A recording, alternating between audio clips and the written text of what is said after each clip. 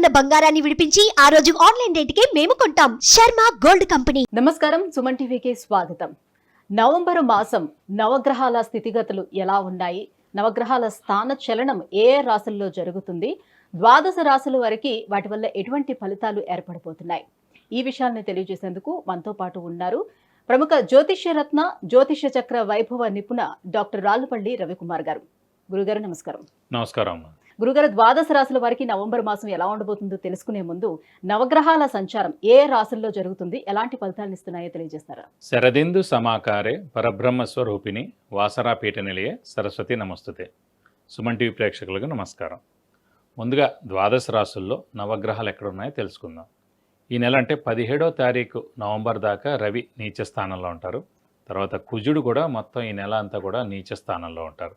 తర్వాత రాహు వచ్చేసి మనకి మీనరాశిలో ఉంటారు, గురు వృషభ రాశిలో ఉంటారు, శని స్వస్థానమైన కుంభరాశిలో ఉంటారు, ఇంకా బుధుడు వృశ్చిక రాశిలో ఉంటారు, కేతు వచ్చేసి మనకి కన్యారాశిలో ఉంటారు, శుక్రుడు వచ్చి మనకి ధనుసు రాశిలో ఉంటారు. ఇలా ఈ నవగ్రహాలు మొత్తం కూడా ద్వాదశ రాశుల్లో ఇలా ఉంటాయి.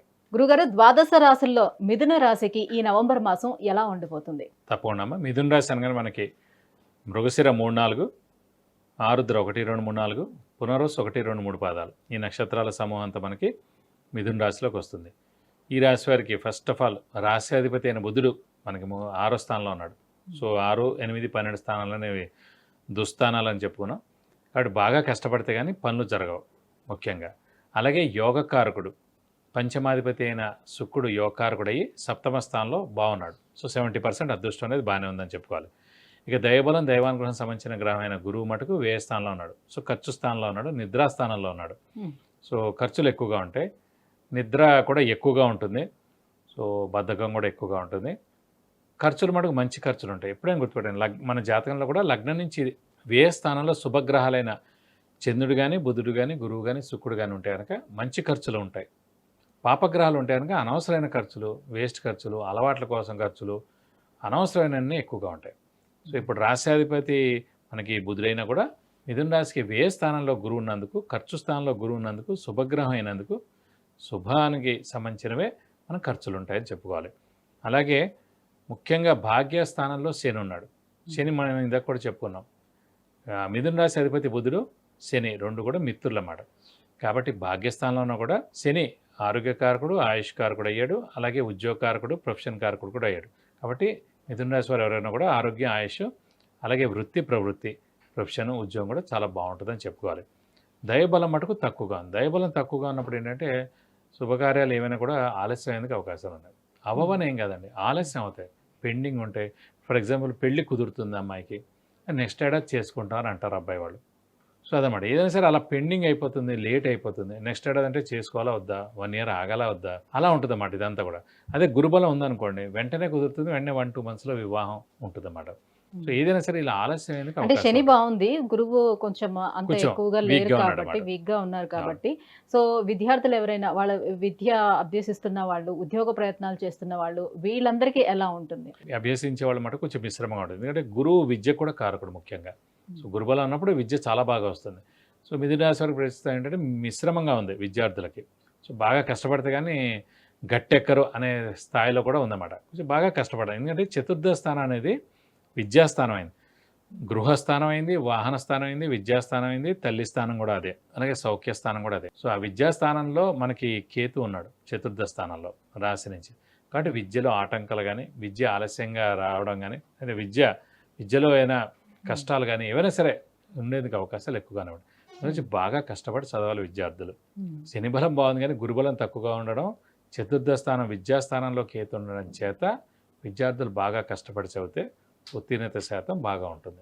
శని అనుగ్రహం ఉంది కాబట్టి మరి ఉద్యోగస్తులకి బాగానే ఉంటుంది. ఉద్యోగస్తుల మటుకు చాలా బాగుంటుంది. ఎందుకంటే శని మెయిన్ ఉద్యోగ కారకుడు, వృత్తి ప్రవృత్తి కూడా కారకుడు అయ్యాడు. కాబట్టి శని చాలా బాగున్నాడు, స్వస్థానంలో ఉన్నాడు.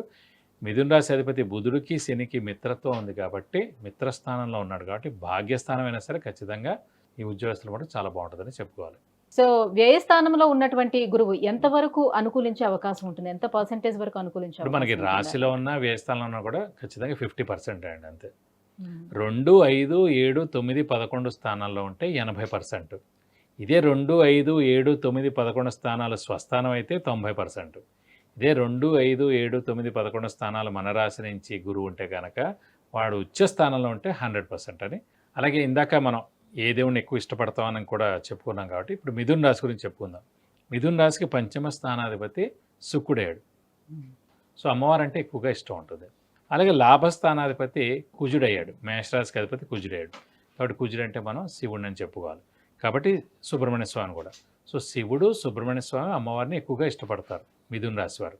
సో ఆ దేవుళ్ళని ఎక్కువగా పూజిస్తే కూడా మీకు అన్ని విధాలా మంచి జరుగుతుంది. గురుబలం తక్కువ ఉందా అంటున్నారు కాబట్టి వీళ్ళు ఈ మాసం అంతా ఏ దైవారాధన చేసుకోవాలి, ఎలాంటి పరిహారాలని పాటించుకుంటే యోగ్యదాయకంగా ఉండే అవకాశం ఉంటుంది? మిథున రాశి వారికి ముఖ్యంగా గురువే వ్యయస్థానంలో ఉన్నాడు కాబట్టి ఖచ్చితంగా వీరు మటుకు దత్తాత్రేయ స్వామిని ఎక్కువగా పూజించాలి. ప్లస్ ఈ ఏడాదంతా కూడా మనం ప్రతి గురువారం ఉపవాసం అనేది ఉంటే చాలా మంచిది. అలాగే ప్రతిరోజు దత్తాత్రేయ స్వామి అష్టోత్తరం చదువుకుంటే చాలా మంచిది. అలాగే వీలైతే ప్రతి గురువారం దత్తాత్రేయ స్వామి టెంపుల్కి వెళ్ళి 40 ప్రదక్షిణాలు చేస్తే చాలా మంచిది. అలాగే వీలైతే గురువుకి 16,000 సార్లు జపం చేయించి శనగపప్పు కేజీంపో, ఒక ఎల్లో లుంగి, 1000 రూపాయల వర్త్ గోల్డ్ ఐటమ్ దానం ఇస్తే కనుక ఇంకా చాలా మంచిది. అలాగే వీలైతే ఇవన్నీ కొంచెం ఖర్చుతో కూడుకుందని అనుకుంటే మటుకు ఖచ్చితంగా ఒక 11 గురువారాలు శనగపప్పు కేజీంపో బ్రాహ్మడికి దానం ఇస్తే కనుక మీకు అన్ని విధాలా మంచి చేకూరుతుంది. విద్య, ఉద్యోగం, వివాహం, వ్యాపారం, విదేశీయానం, సంతానం, ఆరోగ్యం, ఐశ్వర్యం, గృహం వీటన్నిటికి సంబంధించి మీరు ఏమైనా విషయాలు తెలుసుకోవాలంటే కింద స్క్రోల్ అవుతున్నటువంటి నెంబర్లకి వాట్సాప్ చేయొచ్చు. గురువుగారు అపాయింట్మెంట్ పొందవచ్చు.